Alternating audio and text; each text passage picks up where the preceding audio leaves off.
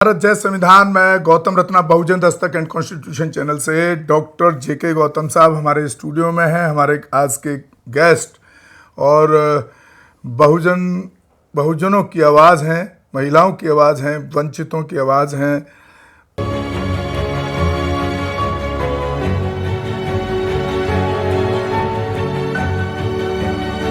देखिए, पूरे भारत में आपने देखा हो जितने भी कोर्ट हैं, जितने भी अदालतें हैं, कहीं पे भी मनु की स्टेचू नहीं लगी है। हाँ, जयपुर वाले हाई कोर्ट में, केवल जयपुर के हाई कोर्ट में मैंने देखा है।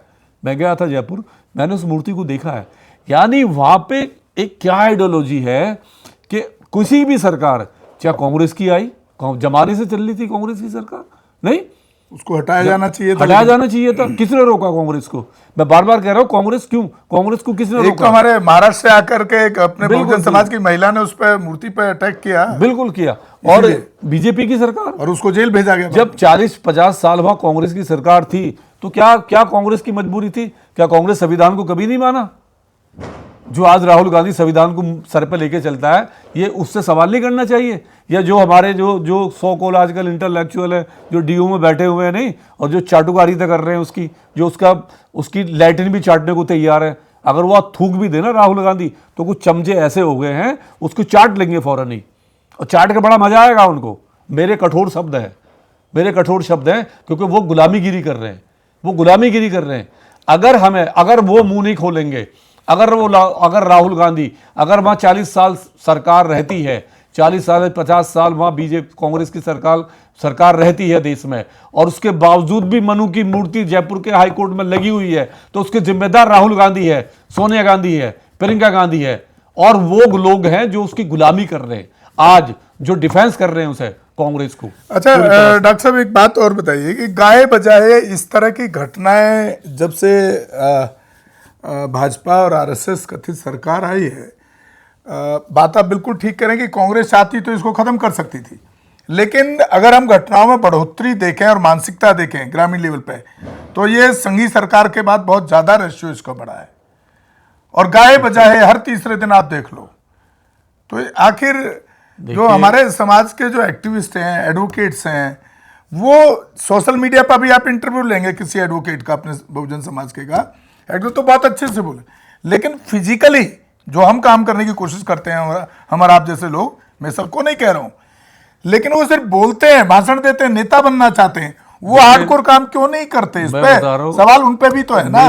मेरी नजर में 4 दोस्त हैं जी, और मुझे नाम लेने में फक्र महसूस होता है कि वो काम कर रहे हैं, ठीक है, मजबूती से काम कर रहे हैं। एक रविकांत है मेरठ में जी, उनसे बेहतर काम कोई नहीं कर रहा इंडिया में SC/ST एट्रोसिटी पे। दूसरे भूपेंद्र पाल जाटव में नगीना से बिजनौर से आते हैं जी। जितने भी फर्जी सर्टिफिकेट बनते हैं भारत में, कम से कम 10 लाख SC/ST फर्जी सर्टिफिकेट बनवा के OBC और माइनॉरिटी और जनरल वाले लोग नौकरी कर रहे हैं, और उनकी कम से कम 3000 लोगों को वो सस्पेंड करा चुके हैं, टर्मिनेट सजा करा चुके हैं, अपना संगठन चलाते हैं विश्व दलित काउंसिल परिषद, और बहुत बड़ा काम कर रहे हैं, और एक हमारे दोस्त हैं रजत कंसल, अपना हरियाणा से पूरी दाव पे लगा के लॉयर बहुत अच्छा काम कर रहे हैं, और आप भी काम कर रहे हो। बहुत सारी तकलीफें उनको झेलनी भी पड़ती है। नहीं, जब देखिए क्या है, जो सच्चे ईमानदार लोग हैं, जो समाज में रूट लेवल पे काम करते हैं, उनको तो तकलीफें झेलनी पड़ती हैं। तो ये जो लोग हैं, जो मैं बता रहा हूं, ये वो लोग हैं जो संविधान की लड़ाई लड़ रहे हैं, जो रूट लेवल पे काम कर रहे हैं, पूरे कानूनी तरीके से लड़ाई लड़ रहे हैं, और जीत भी रहे हैं। कितने सारे केस है जो उन्होंने जीते हैं। तो हम अब अपील करते हैं ये कि जितने भी है ना, ये इंटेलेक्चुअल है, नहीं है, बड़े लोग, लेकिन वो सब वही सोशल मीडिया तक रह जाते हैं। बस उनका सोशल मीडिया, मैं कह रहा हूं कि जितने और इंटरव्यू देने के लिए आप टाइम मांगोगे ना इन लोगों से, मैं तो आप नाम के साथ बोल रहा हूँ, आज का मेरा देख लो, आप नाम के साथ बताया मैंने, नहीं तो 4 मिनट भी ऐसे देगा जैसे कि उसने पता नहीं हमारे ऊपर एहसान कर दिया, क्योंकि वो थोड़ा पढ़ लिया है, उसको पढ़ के बोलना ही उतना ही काम। एक डीओ में तो इतने बड़े वो ज्ञानी हैं कि मुझे लग रहा है अगर वो कभी खत्म हो गए ना रहे, तो लग रहा है कि वो दुनिया के मतलब आखिरी एक्टिविस्ट होंगे, मतलब उनके बाद में कोई प्रोफेसर ही नहीं बनेगा।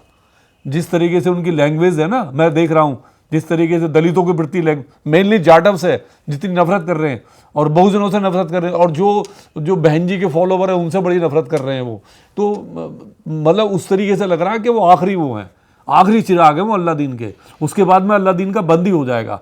मतलब उनको 12 बच्चे शहीद दिखाई नहीं देते, हमारे जो SC ST एक्ट में जो बच्चे शहीद हुए उनको नहीं दिखाई दे रहे, उनको केवल राहुल गांधी दिखाई दे रहा है, केवल राहुल गांधी दिखाई दे रहा है। उनको हमारा रविदास मंदिर का आंदोलन नहीं दिखाई दे रहा, उनको केवल वही दिखाई दे रहा। और उनको ठीक है, उन्होंने 13 पॉइंट रोस्टर पर काम किया, उसमें हम भी लोग थे, बहुत सारे लोग थे, अकेले का किसी का योगदान नहीं था, बहुत झुंड थी, तब सरकार डाउन हुई। डॉक्टर साहब देखिए, उसका एक कुछ कारण और भी हो सकते हैं कि उनको लग रहा है कि हमारा बहुजन समाज की इतनी पार्टियां हो गई हैं तो हम करें तो करें क्या, मतलब ये भी हो सकता है। देखिए, दूसरा एंगल समाज को मजबूत करना और कमजोर करने का अगर उस तरीके से है कि आप समाज को गाली देके, नहीं, समाज को गाली देके तो मजबूत आप बन नहीं सकते। आप काम कीजिए ना समाज में, काम क्यों नहीं करते? इंटेलेक्चुअल की कमी थोड़ी ना इंडिया में, एक से एक अम्बेडकर भरा पड़ा है, नहीं एक, अरे एक आप से एक जिनकी बात कर रहे हैं वो जब वो उनको अरेस्ट किया गया, पीछे केस हुआ था, वो कौन लोग थे? मुस्लिम वाले उस पे मामला था, मतलब तो तब उन्होंने खुद कहा कि मैं तो कल तक दिवाली मना रहा था। अब एक प्रोफेसर बाबा साहब को पढ़ने के बाद जो होली दिवाली मना रहा था, सीधी एक बात ना, कितने बड़े इंटेलेक्चुअल होंगे आप समझ सकते हैं ना। एक बात जानना चाहता हूँ जी कि उन्होंने आज तक समाज के लिए किया क्या है? नंबर मेरा सवाल है, मुझे बताएं, बिठा ले, मुझे ये बताओ कि उन्होंने समाज के लिए कौन सी लड़ाई लड़ी है? एक 13 पॉइंट रोस्टर को छोड़ के एक लड़ाई मुझे बता दें कि उन्होंने कौन सी लड़ाई लड़ी है, कौन सी लड़ाई, और किस एक्टिव जितनी भी इंडिया में बलात्कार हुए हैं, मर्डर हुए हैं हमारे बच्चों के, या 13 पॉइंट रोस्ट उसमें SC ST एक्ट में जो बच्चे शहीद हुए, उनकी किसी फैमिली का नाम जानते हैं? वो किसी बच्चे का नाम जानते हैं वो?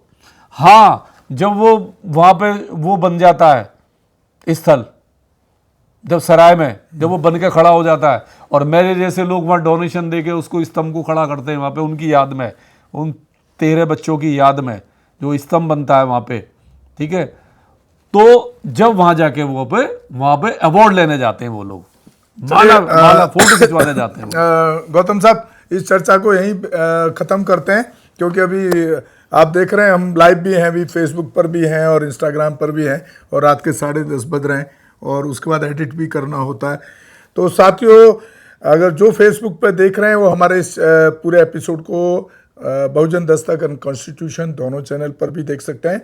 और हम एक अपील और करना चाह रहे हैं कि जो हाई कोर्ट का फैसला है, क्योंकि डॉक्टर साहब भी लॉयर नहीं है, मैं भी लॉयर नहीं हूँ, और हमारे कोई अच्छे लॉयर अगर हमारे वीडियो को देख रहे हैं तो उनको इस केस को हाई कोर्ट के ऊपर सुप्रीम कोर्ट भी है, अभी सुप्रीम कोर्ट में जाना चाहिए उसकी लड़ाई, क्योंकि वो तो लॉयर ही लड़ सकते हैं, वो उनको जरूर कोशिश करनी चाहिए।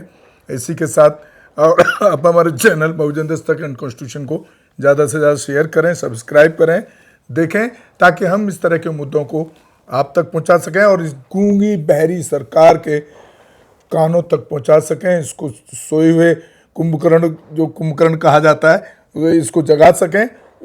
इसी के साथ मैं आपसे विदा लेता हूं। जय भीम, जय भारत, जय संविधान। बहुत बहुत शुक्रिया। हमारे channel constitution like, share, subscribe देखना मत भूलिएगा। जय भीम, जय भारत, जय संविधान। नमो बुद्धाय। धन्यवाद। चैनल आर्थिक समस्या से गुजर रहा है। अगर आप बहुजन समाज में बाबा साहेब अम्बेडकर और तथागत बुद्ध की विचारधारा को अधिक से अधिक लोगों तक पहुंचाना चाहते हैं तो हमें आर्थिक सहयोग प्रदान करें, ताकि हम अपने चैनल के माध्यम से देश विदेश में समता, बंधुता, एकता और संवैधानिक अधिकारों को ज्यादा से ज्यादा लोगों तक पहुंचा सकें। आप अपनी सहायता राशि नीचे लिखे खाते में जमा करा सकते हैं।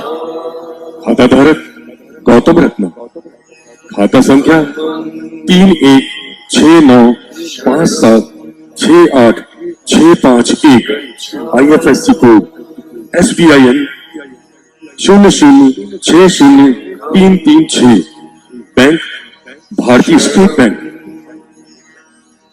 आप हमारे बैंक खाते का विवरण स्क्रीन पर भी देख सकते हैं।